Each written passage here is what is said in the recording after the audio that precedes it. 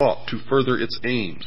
Adolf Hitler, the Nazi socialist, supported the goal of the planners. The majority of the people will not readily accept the New World Order, but will be deceived into accepting it by two strategies.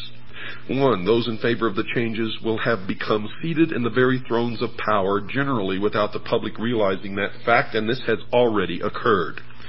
Two, the old world order will be destroyed piece by piece by a series of planned nibbles at the established format. The Communist Party is actively supporting the changes to the New World Order. The basic tenets of Christianity, which were the base for the Old World Order, will have to be eliminated.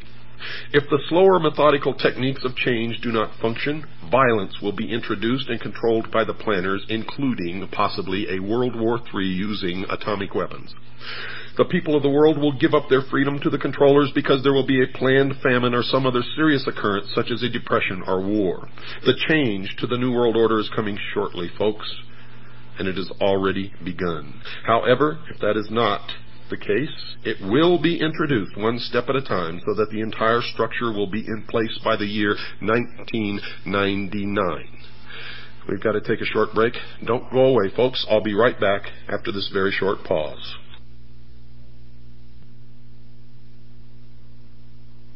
The Mummy.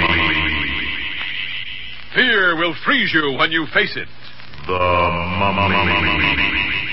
Torn from the darkest tomb of the pharaohs, it rises from the quiet dust of centuries to wreak a strange vengeance against mankind. The Mummy. It tears steel bars like paper. It snaps men's spines like matchsticks. It walks through bullets like a ghost.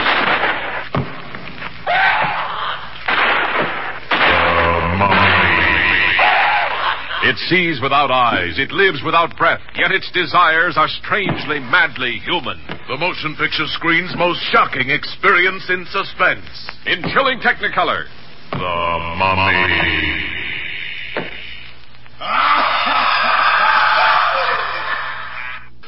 Yes, folks, something is indeed wrong in America. And many sense that changes in this nation's lifestyle are occurring. Most of us know full well that these changes are taking place. The newspapers are saturated with articles reporting the activities of those advocating increased governmental spending for a variety of unconstitutional purposes. Organizations supporting a globalism concept urge the world to adopt a one-world government. Psychologists preaching the destruction of the family unit and recommending that the society rear the nation's children.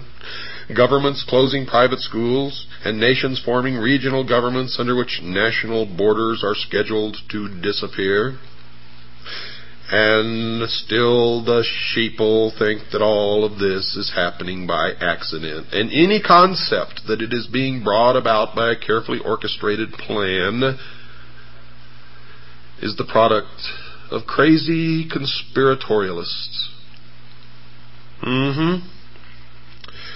Since these changes appear to be part of the new philosophy known as the New World Order, anyone desiring to know the future has to become familiar with this new phrase and what it portends for the world of tomorrow, and you will quickly see that it is the result of a well-thought-out, well-conceived, and well-orchestrated plan.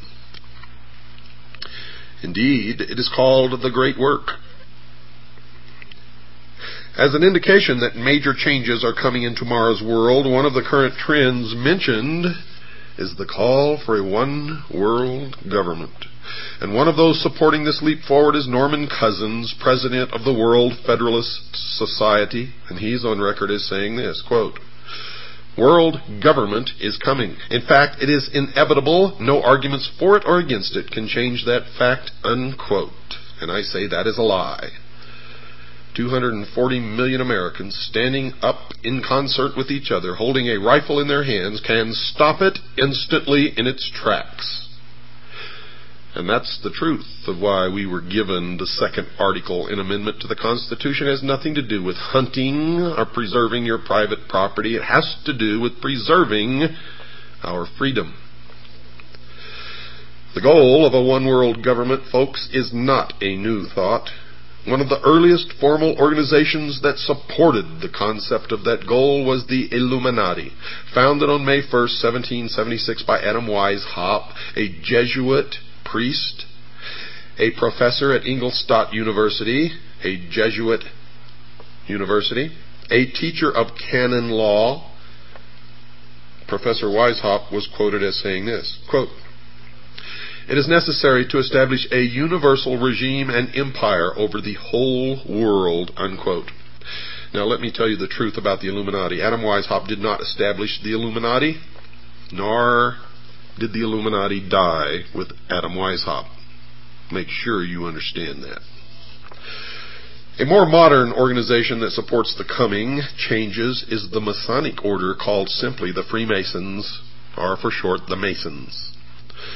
Has nothing to do with bricklayers, folks. The term originally comes from the French, Freemason, which literally means the sons of light. This worldwide fraternity has members in America, as will be discussed, and they too support a call for a one-world government. One who has written about this secret organization is Paul Fisher, and he says this about them in his book entitled Behind the Lodge Door, quote, "Masonry will eventually rule the world," unquote. Benevolent fraternal organization.